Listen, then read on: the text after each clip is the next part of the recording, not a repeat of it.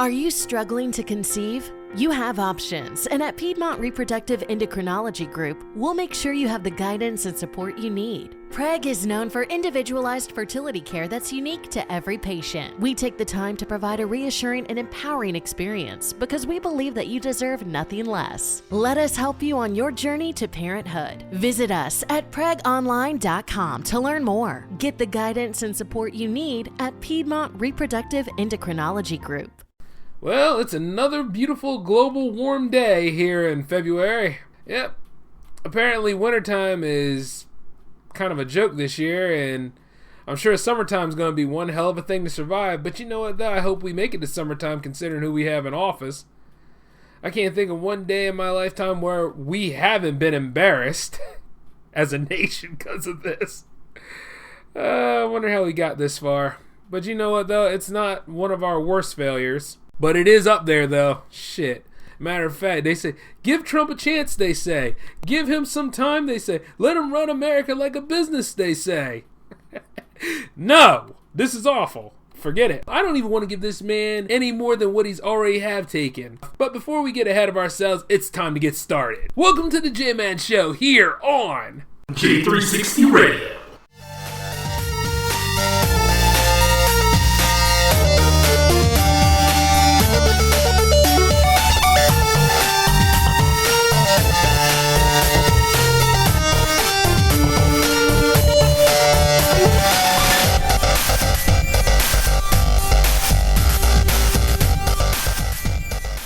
Between aging and busy lifestyles, many women struggle with maintaining their physical and mental wellness. At Aquavita Concierge Healthcare Services for Women, we can help you revitalize your health and reclaim your life. We start from within by balancing your hormones, allowing your body to achieve and maintain desired weight goals. We also specialize in peptide therapies, regenerative medicine, sexual health, and aesthetics in our state-of-the-art facilities. Feel better, look better, live better at Aquavita. Visit aquavitality.com and begin your journey today.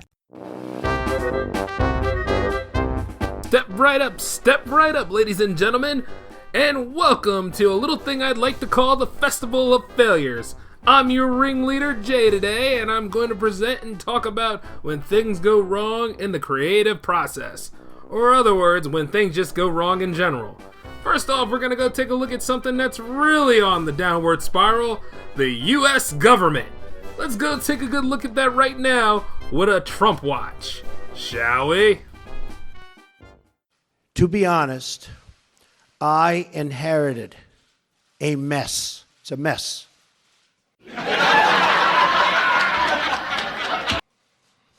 At home and abroad, a mess. I turn on the TV, open the newspapers, and I see stories of chaos. Chaos. Yet it is the exact opposite. This administration is running like a fine-tuned machine. In a White House where staff turmoil is becoming the norm, today it's Michael Flynn's turn in the hot seat. We've just learned that Trump labor nominee Andrew Puzder has withdrawn his name as President Donald Trump's nominee for labor secretary. One final question. Do you think that guns have any place in or around schools? I think that's best left to locales and states to decide. If the underlying question is, you can't say definitively today that guns shouldn't be in schools. Well, I will refer back to Senator Enzi and the school that he was talking about in Wapiti, Wyoming. I think probably there, I would imagine that there's probably a gun in the school to protect from potential grizzlies. It's all fake news. It's all fake news. I can tell you, speaking for myself, I own nothing in Russia. I have no loans in Russia. I don't have any deals in Russia. President Putin called me up very nicely to congratulate me on the win of the election. He then called me up extremely nicely to congratulate me on the inauguration, which was terrific. But so did many other leaders, almost all other leaders from almost all other countries. So that's the extent. Russia is fake news. This is fake news put out by the media.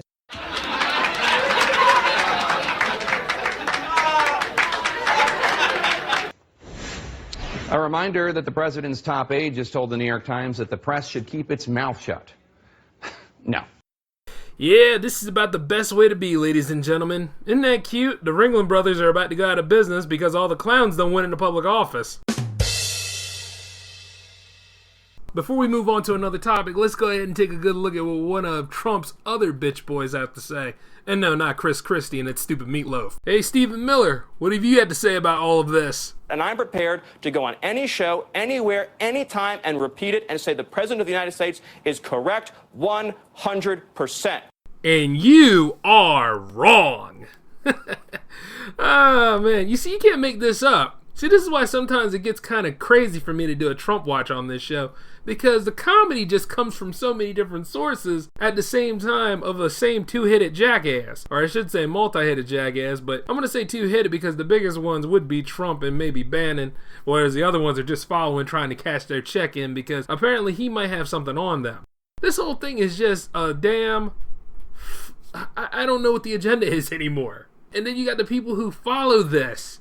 Even as I brought those clips up, people are still going to blindly follow this man thinking he's going to do for him. He's not going to do for you unless you got a big tax bracket about over, what, 6-figure income?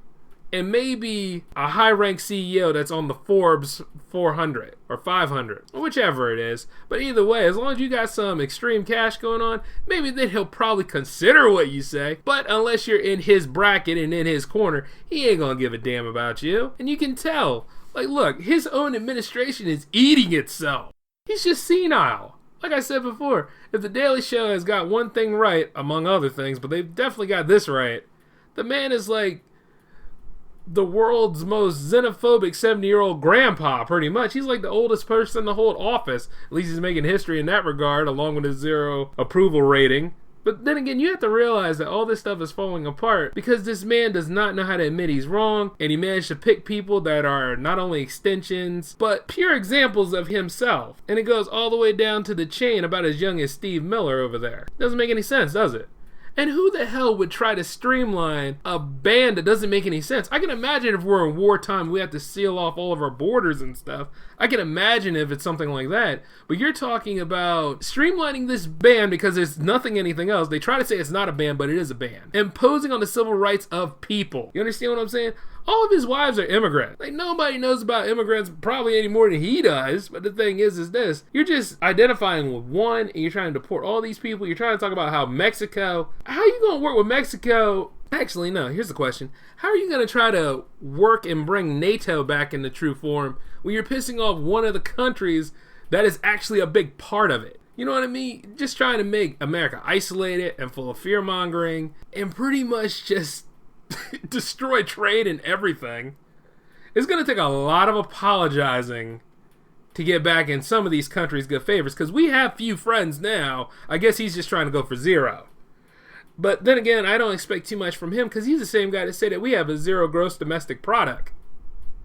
Look it up. He has actually said this before. And it's like, that is impossible. We are a superpower. Of course, we're not number 1 superpower anymore. I think we're at number 4 or something like that now. But the thing is this, we are still a superpower in most respects, and now just totally destroying it apart. Even if you were to build a wall down there, even though there's a fence down there, believe it or not, you need to go check. Even if you were to build a wall there, Mexico is not going to build for no damn wall. And he's still trying to impose this stuff, saying that they got drug dealers and criminals and rapists over there. Motherfucker, you got them here. Shit. It's just so stupid. You know what I mean? Just dumb. Just going after them. Why? Because it's far? And let me tell you something. Spring break is just around the corner. You can't tell me that some of these people that are just trying to get some breathing room in college after exam time and stuff are not going over there to spend time in Cancun, Mexico. There ain't no Cancun, America. It's Cancun, Mexico. I mean, what is he going to do? Build like a bullshit wall that doesn't cover that area? If they want to come into America and be citizens, that's cool. But I mean, like I said before, they're not stealing any jobs from me. They'll probably go for a job that I'm not going to take, but they're not stealing anything from me. Like I said before, this is just the most xenophobic thing I've ever seen. And it's going to get a lot crazier because even though you call them out and you fact check them on this stuff, they still have the nerve, and make this look like it's not a big deal, but it is. You've seen the end of Captain America Civil War, right? Where they detained and put them all in the vault. He's the only man I know that would take every single airport, international airports in general, and turn them into detention centers. You got some people that are made to travel and do ambassadorships for their money. You see what I'm saying? It affects quite a lot more than what we think it does. You know what I'm saying? It's just getting ridiculous. Just unchecked fear. Trying to impose that on everybody. Going after the media by saying that the media is the enemy of the American people. What American people? What, you mean Trump's people? Maybe, because you know what? Their job is to keep them people honest. The media represents the people. You go ahead and you try to blindside the media, so that, congratulations, you just created a dictatorship. Because he don't want to be accountable. Because none of them people in there want to be accountable for things they do wrong. They don't want to be able to handle it when you tell them they did something wrong. You know, it's just ridiculous. It's bad enough people go through that on the state level, but it's even worse if you go through that on the federal level. And needless to say, he obviously wasn't trained for his job. That's why he's acting the way he does. It just doesn't make any sense. He don't even think like that. He ain't think about no people. If anything he's the president of, it's himself and his name. That's it. And as I say his name, I mean his brand, because obviously he ain't go after none of them countries that he doesn't have any financial stake in. Oh no. You know what I'm saying? And he'll go after the surrounding countries. He won't go after the countries where the people that really did do the attacks came from. And you know what? I've noticed that. You know, it just seems like whoever has money tied up in a certain location somewhere, they're never going to go after him, even though they done did the backstabbing to him. And that happens to some people around here in real life too. Never going to go after the one that committed the act. Going to go after the surrounding areas, potentially creating an act. It doesn't make any sense. But, you know, his top advisor, he wants to destroy Islam for some reason. I guess some Islamic kids or something like that beat him up when he was a kid or something like that. Just hit him real hard. That's probably why he got his face all jacked up the way he is and stuff. Somebody must have really just put the screws to him and probably celebrated the Islamic faith and just really gave him this xenophobic and drive. Because if anything, the president works for the people. He should be looking on the best ideals for the people. Went after Obama for going on a little vacation, but he go on a vacation, or no, I should say his children go on a vacation and pretty much just raise up things based on the working man's taxes. So if you ever see like a dip in your tax returns, go ahead and take a good look over at the Orange Fuhrer right there in the office. And it doesn't make any sense. What does he have an axe to grind? You know, I remember a while back, I wasn't really a political person. But you see, now that this monster that came out of its cage in New York and is over there in the nation's capital, I have to get involved. Because this crap is happening in my prime. And I can't put blinders up. And not to mention that I'm spending quite a bit of money going to universities so that I can become better at the media. I think I'm doing pretty good on my own. It's just that I'm going to have to turn that off. You know, every time I'm doing the show, the email just want to talk to me. You know what I'm saying? But I'm going to check them out sometime. And yeah, we still have that little problem with emails, don't we? Because nobody wants to let go of the whole Hillary Clinton thing. You know, and you know what? Especially him. He doesn't want to let go of the idea of Hillary Clinton. Oh, you know, you could have had something different with Clinton. Oh, and everybody's like, lock her up, go after her, and all those controversies. Yeah, look, the thing about it is politics has a lot of controversies around it. Hell, you're seeing one right now if you're paying attention. You know, especially those that he picked. See, Ben Carson hasn't done anything yet. So I'm still keeping an eye out on that. But I do know that there's a lot of people that are for Trump. And you know what? If you were, that's because, you know, you were all involved in the cult of personality. Hell, some of you believed in him. I know a lot of you are actually trying to jump ship and trying to reassess yourself. So I'm not going to go after you all. But the thing is that as this is going on, you know what I mean? The American people were conned and they can't admit up to it. That's why they're angry at everybody else. And then some people are just enjoying this. This is not the way we need to be. We have to move forward. We have to have better infrastructure in our country. You know what I'm saying? And the thing is that you have to learn and you have to prepare for the jobs that you're willing to take. If you want those big time jobs that a lot of immigrants are taking from you, as you quote, then you need to learn. You need to play the game like they do. You need to understand how your country works. You need to take the time, you need to study how the system works. And then you need to understand that what you learn in a book might not always apply to what's going on in real life, but you have to work that much harder. You do. Especially if you're going to function in a global economy, and which is where we are now. There is no whole just one subsector here, one subsector there. You know what I'm saying? Sure, you take us out of the transatlantic partnership, but guess what? China was there too, and China makes all the stuff. You see what I'm saying? They do all the manufacturing. That's why they got a bit of a pollution problem. But as we are out of that structure now, they'll probably get all the trade, whereas we're just sitting there and we're like, oh, well, you know, they'll come to us eventually. You see what I'm saying? Everything you do has a consequence to it. For every action, there's a reaction, right? And you don't know, like, all the reactions that'll probably come with all this "Make America Great Again" bullshit. And even if it ever got down to that, these people are so delusional and senile enough that they will not be accountable for it. They will not atone for it, because Donald Trump does not apologize. I bet he couldn't even apologize for a lot of things. You know what I'm saying? But he'll go and criticize somebody, and then the people that think they are Donald Trump will go ahead and try to criticize people. Just enjoying this nonsense. Because I guess some people are afraid of competition, or I guess because other people are just afraid of seeing anyone else be successful. You know, with me, I love to compete. I always have, I always will. Competition is great because it gives you that rush. You know what I'm saying? It gives you that idea and that drive to do great things. And I might have said this in the last episode, or at least 11. But the thing is this: competition is not your enemy. Your real competition is yourself. The only one that's in your way is yourself, and which is another topic we're going to look into tonight. But you know, the thing about it is, don't be like Donald Trump and all the rest of these people. I remember years ago, when I was a kid at one time, I thought about going into public office and being a president. I really did.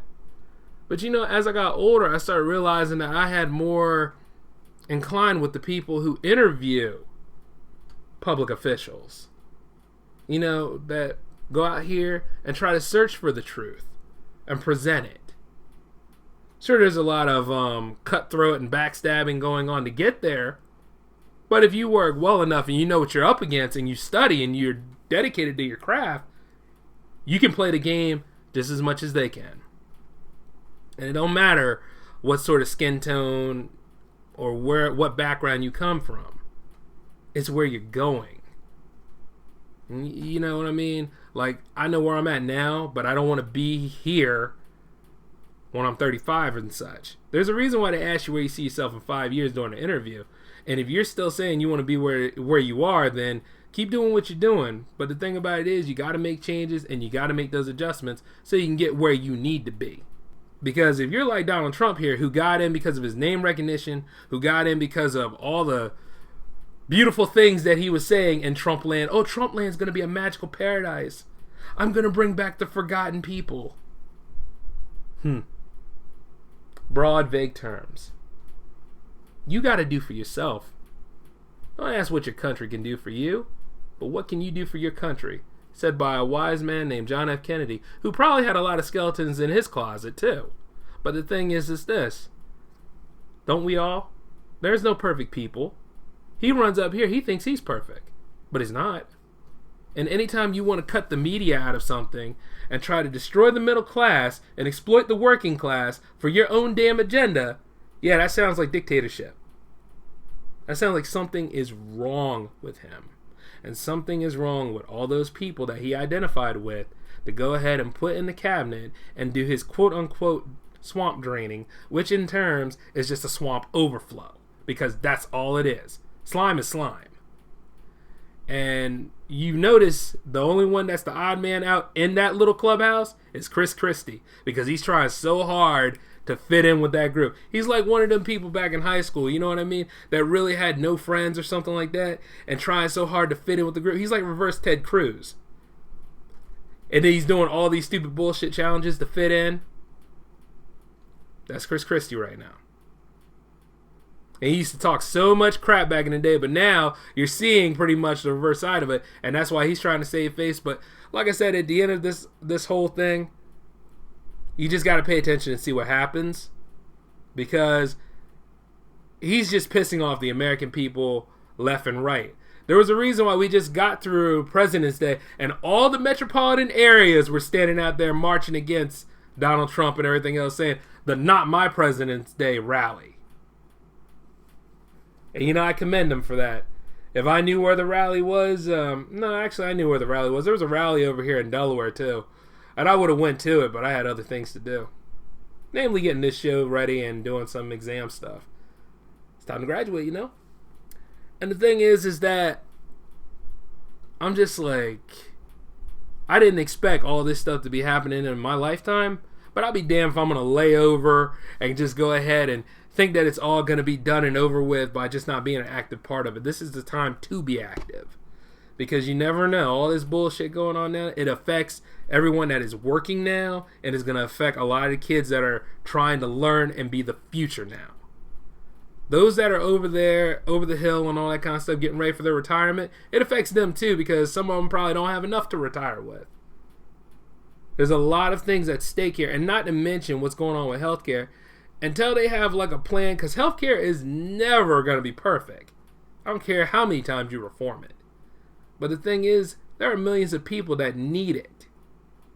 Upon millions. And at least they have it. But you're going to go ahead, you're going to screw with that, and then you're just going to commit a genocide, basically, by pulling it out of their reach, just moving the goalposts.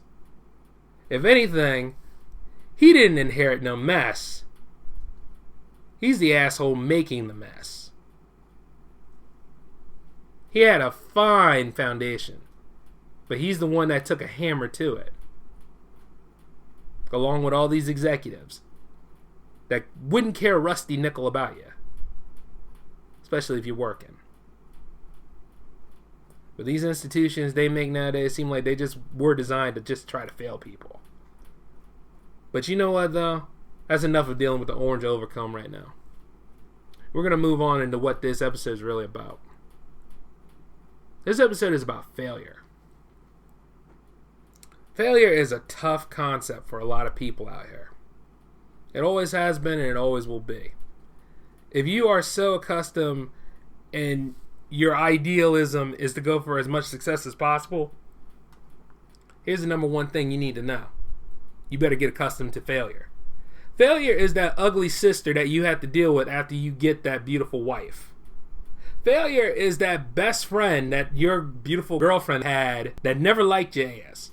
Didn't like you coming up in there, didn't like you seeing her, giving gestures of affection, and damn sure didn't care for you to say hi to her. Well, like if you're out there with your lady and she happens to be there because she has no other friends to hang with and she mad at the world and shit and she doesn't like you, that's pretty much failure, because failure will always be there. But the thing about failure is, don't fear failure. See, we all come up from grade school dealing with the fear of getting an F, dealing with the fear of having to redo things. But you gotta look at failure as a restart. Failure just reminds you that you're human, that you're not understanding this much, so you have to get some extra help, or you have to open up and understand new things in your lifetime. And some of these institutions are built around that. You could be qualified for a great job, a 6-figure income job, with benefits, the whole 9 yards, but still, somebody will not pick you. Because it's built around that chassis. Some people have this term nowadays called overqualified. That you got all the stuff right, but they don't want you. You got to deal with that kind of concept. Then you got to deal with the concept of waiting. And then you got to deal with all of these other things that deal with you may never have any control over. Like sometimes when you put an online application in, they'll never get back to you unless you call up after it. Or if you just go ahead and depend on the system anymore, an automatic message will come back to you and say, oh, well, sorry, we've already filled the job with somebody else.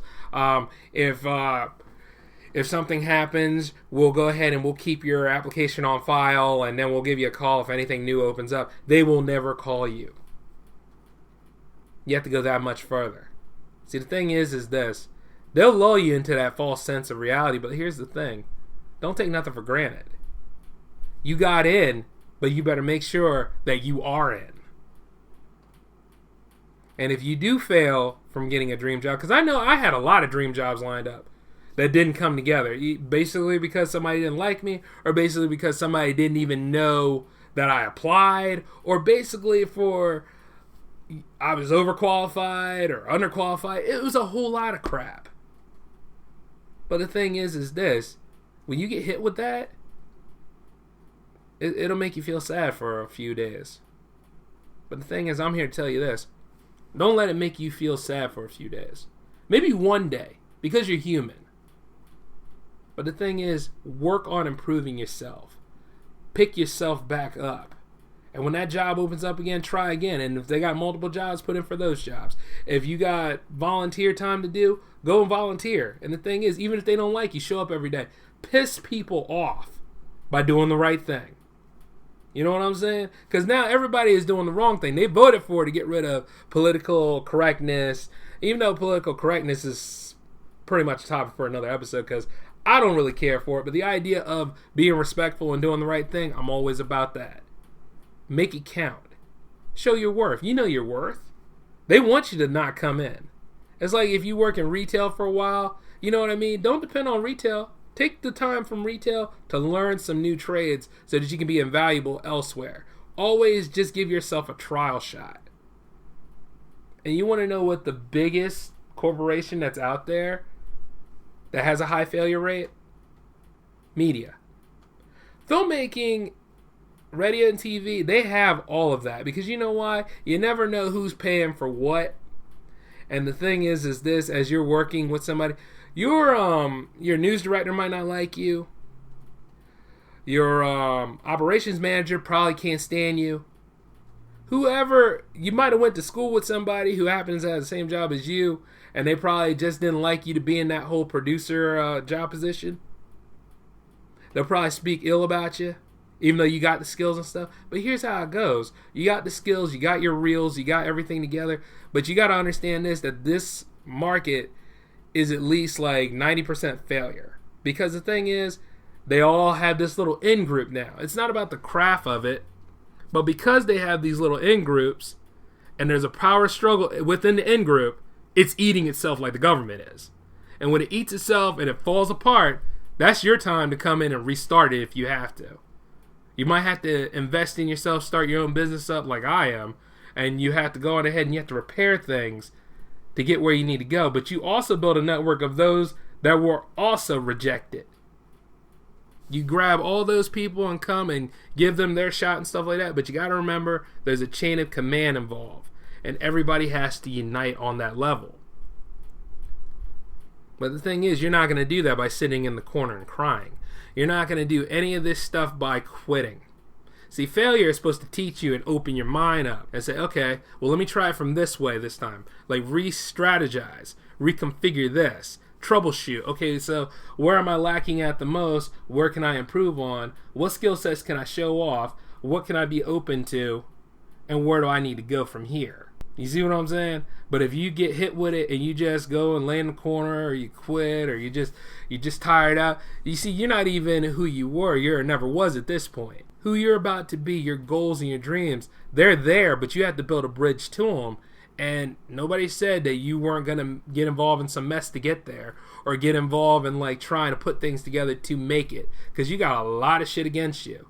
The odds are against you, and I'm not going to say as a minority. I'm going to say for like pretty much anybody that's at the 20-30 range, or anybody, you know what, go a little lower than that. Those that are working at the levels where you should be able to work, because businesses got to ass backwards nowadays. They do. But you don't let that stop you. You don't even let racism stop you. You don't let none of this shit stop you. Get your ass out there and do it. If it's something you believe in, you're going to get older. Don't wait until you're older. Do something now. Make it happen. I mean, that's why I'm doing all this. That's why I'm doing filmmaking. You know, a lot of people will say shit about my camera skills, my editing skills. And, you know, at the end of the damn day, I ain't worried about them, because you know why? The opinions of sheep don't matter to a lion. You see what I'm saying? Like, I had a whole team at one time. I had like 11 people in this team, and I think I'm down to, what, 5 or so? But I'm going to tell you why. Because they all thought that they were the boss. They all thought they can control and run their mouths instead of putting the effort in their skills. And I'm glad they're gone. I did a documentary one time, one of my own, started flipping a bitch over nothing. Because we showed the documentary at a state institution because the documentary was on unemployment. And you can all watch it on YouTube. It's called Which Way Is Up. And you know what? Because she begged to be a part of it. She wanted to do the assignment. And you see, at the same time, it was a one-man production because I did all the work on it. So, went through the whole scenario, gave her a talent release form. You know what I mean? And this is the thing for all you young producers out there. Get talent release forms. I do not care what kind of friends you have. Get a talent release form. Tell them what it's all about. If they sign it, that means that they are fair game as a subject in your production. If they don't sign it, you do not need them. And she signed the thing, and I went ahead through the procedure of making it. I got it shown at my college, and I managed to get a pretty good grade on it. And then, when I was unemployed for a while, I went to go on and talking about it over at the State Department. And the State Department, they were interested because they had a lot of unemployed coming in and out of there, and, they wanted to see it. And I was like, well, you know what? Hey, go on ahead and distribute it. Go on ahead and show it to everybody that you're going to teach. And they did, and they loved it. You know what I'm saying? But then, apparently, some guy is related to my former coworker's, former business partner, I should say, boyfriend, and he saw the thing, and then all of a sudden, she got caught up in some issue with the family. They didn't like blah, blah, blah, blah. They didn't even watch the damn thing, by the way. They just reacted to it wrong. And then she started getting in my face about it, and I said, you know what? You're fired. I'm not dealing with it. Because you do not control a production of where it's being exhibited or distributed to. That's the whole point of when you are the subject in a film or a documentary. You don't get to complain about where the damn thing's shown at. And the fact that it got shown at the State Department in the capital of Delaware, for goodness sakes, that's an achievement.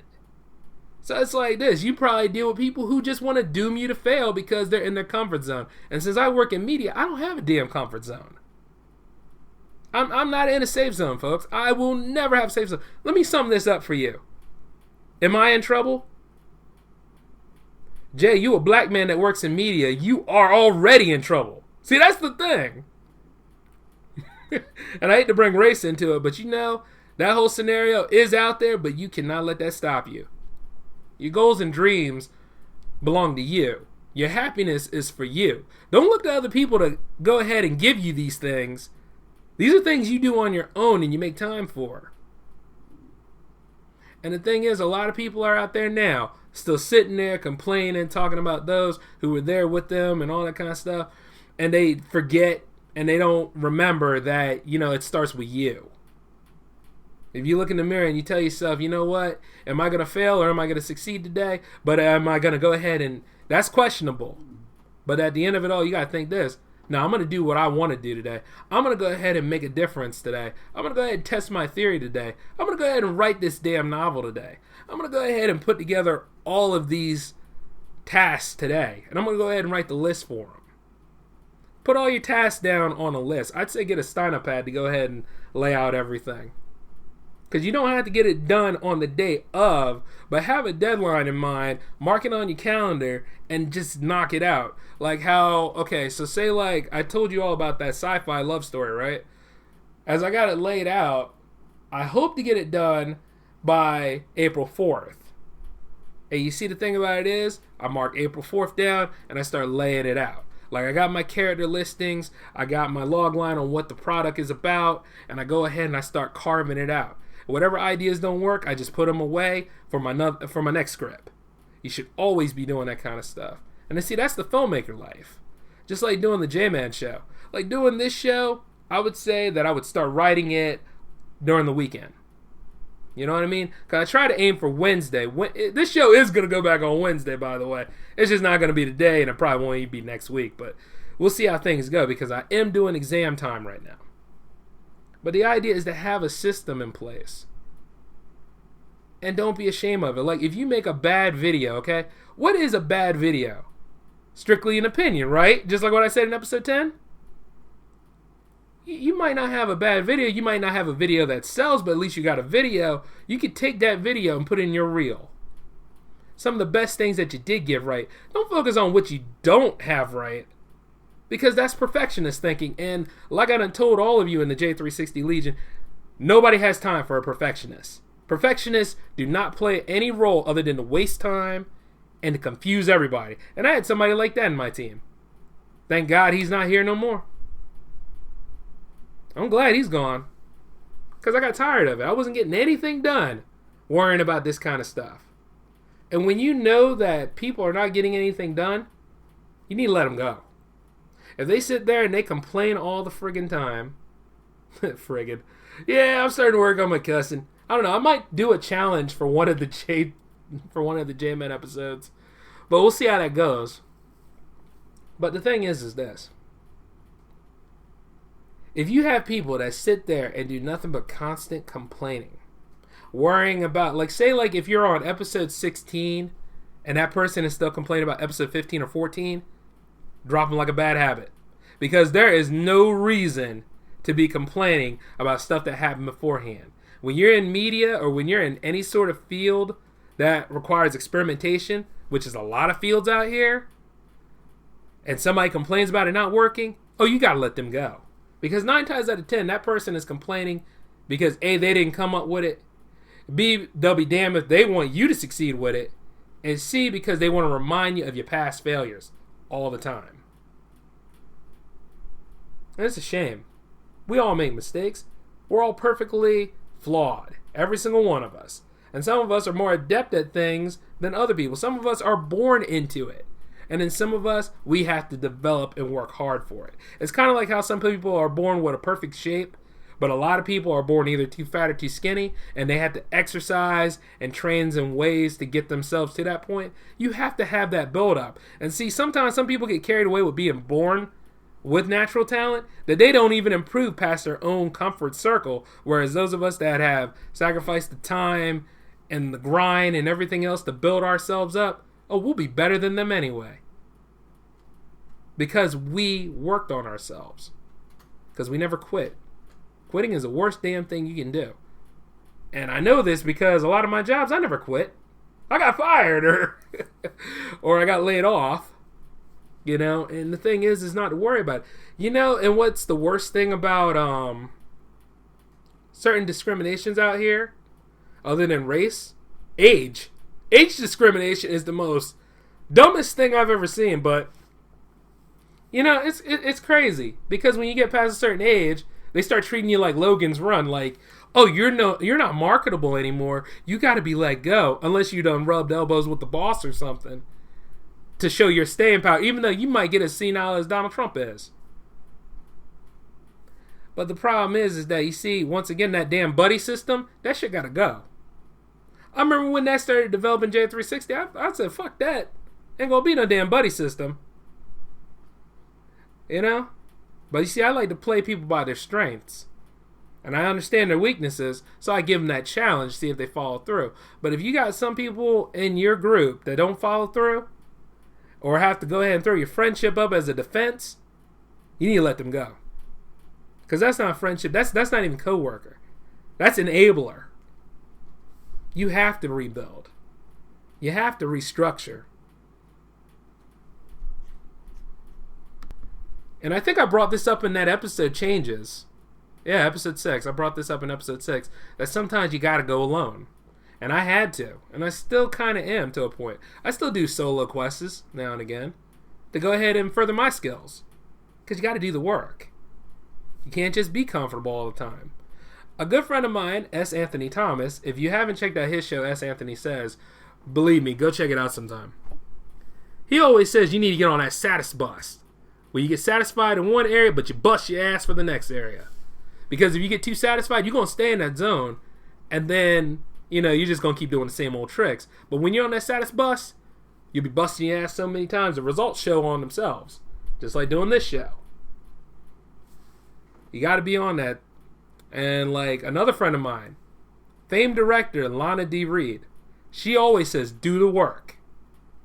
And that's the thing. Do the work. When you're in media, you should always have a deadline. You are working to a deadline. Do the work. Get it up there. Don't make any excuses. When you start making any excuses, it'll be like, well, you know, I would have had the episode done, but this isn't work out. I would have had all this stuff together. You do not need to make any excuses. Your job is to make results. Everybody out here can make results. No matter where you are at life, no matter what age you are, or no matter how your pocketbook looks. You can make results. You can do something. Do not make any excuses, because let me tell you something. Nobody makes more excuses than the whole 45th presidency over there. That's all they do every day. They make nothing but excuses, and they don't even want to make them. Just like you heard Stephen Miller, and it's all anytime, anywhere, any network. That little punk ass can't even go ahead and add some credibility to himself during that whole interview with George Stephanopoulos. He had no credibility whatsoever. And you're looking at this, he's just some 31-year-old that think he can make an impact and look good for his Tangerine Titan. And it's a shame. Because this is where we are now. Finger pointing, name calling, all that stuff. You know what I mean? Considering how I am in my comedy, name calling is there. But the thing is this. It's to the point where people will call you names too. But as you are working on yourself and as you keep building and putting things together, in the end, results show. You don't have to say nothing at all. It's just like when certain people I don't talk to anymore, they probably out there still complaining and bullshitting to this day, whereas I managed to give you all 13 episodes of the J-Man Show and hopefully fire the power play back up. And you already got J360 Live. So even if I'm by myself in this thing, I don't worry about it because, yeah, I had a team of 10, but I'm 10 times strong by myself. And I managed to hold it down. And the thing is, the ones that were really dedicated about J360 or dedicated about any brand and they like working with you, they will stick there with you.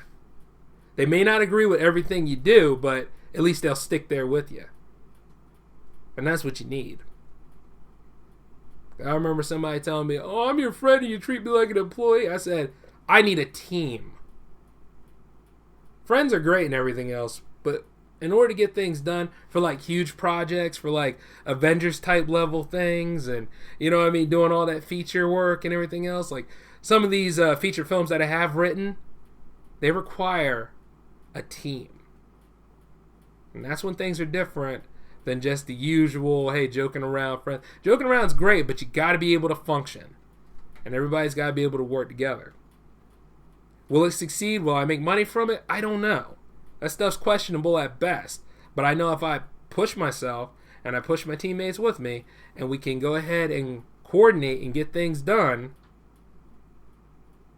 it has a fighting chance than it rather not being done. Like for those that sit there and doubt themselves or say like life is so hard or I'm going through so much and all that kind of stuff. At the end of the day, you're going to have to realize this. That is a good story. Everybody has a story. But at the end of the damn day, nobody gives a fuck. You're going to have to show your worth through your work. And the reason why I'm the way I am, because I failed a lot. I made excuses. But you're going to have to understand this. That was me when I was younger. And almost died. So by realizing that all that stuff goes together, and then I was thinking this, well, okay, what the hell kind of legacy am I leaving? That's why nowadays I don't care. I just do what I got to do. I don't give a damn anymore about certain situations. I know like we're in a hell of one right now, but the thing is I got to keep doing me. I got to keep depending on me and where I go because I'm all I got. From here on out, this is all about me, doing what I got to do, and hopefully I can leave a strong legacy for the future because obviously all these institutions here are just giving people passes to move on. You got to work hard. You got to sacrifice. You got to pull things together and pull the lead out of your ass along with a lot of that sadness holding you back, and you got to change it. That's the only way you're going to make it in this world. Stop copping out. Pick yourself up. Do something about it. Understand all those things out there. The odds are against you. They might be. They were always there anyway. But the thing is stop sitting there and letting them kick your ass and stomp you down. Pick yourself back up. Uppercut them motherfuckers and keep fighting for what you believe in. That's the world we live in. There's going to be a time for fighting. There ain't no time to be whining about this stuff. And as you do fight, you got to be tactful about how you fight. Because the way all these people are nowadays, they done changed the rules. But at least you got a basis to understand and study them so you know how to fight them just the same way. And even better. But I'd like to thank a lot of you for coming and listening to me this week. Let's go from here. Let's make things happen. I want you all to take care of yourselves. Come in for episode 14, and I'm going to give you all something new. I'll probably bring back the J360 question of the week, but we'll see how that goes. You know what I'm saying? But outside of all that, though, that's it for the J-Man Show this week. Take it easy, everyone. Laters. Lucky Land Casino, asking people, what's the weirdest place you've gotten lucky? Lucky? In line at the deli, I guess? Aha, in my dentist's office. More than once, actually. Do I have to say? Yes, you do. In the car before my kids' PTA meeting. Really? Yes. Excuse me, what's the weirdest place you've gotten lucky? I never win and tell. Well, there you have it. You can get lucky anywhere, playing at LuckyLandSlots.com. Play for free right now. Are you feeling lucky? No purchase necessary. Void where prohibited by law. 18+. Terms and conditions apply. See website for details.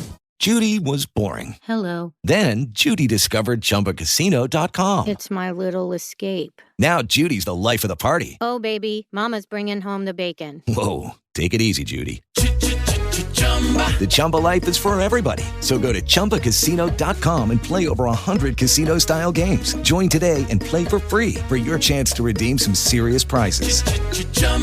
ChumbaCasino.com. No purchase necessary. Void where prohibited by law. 18+. Terms and conditions apply. See website for details. With the Lucky Land Slots, you can get lucky just about anywhere. This is your captain speaking. We've got clear runway and the weather's fine, but we're just going to circle up here a while and get lucky. No, nothing like that. It's just these cash prizes add up quick. So I suggest you sit back, keep your tray table upright, and start getting lucky. Play for free at LuckyLandSlots.com. Are you feeling lucky? No purchase necessary. Void where prohibited by law. 18+ terms and conditions apply. See website for details.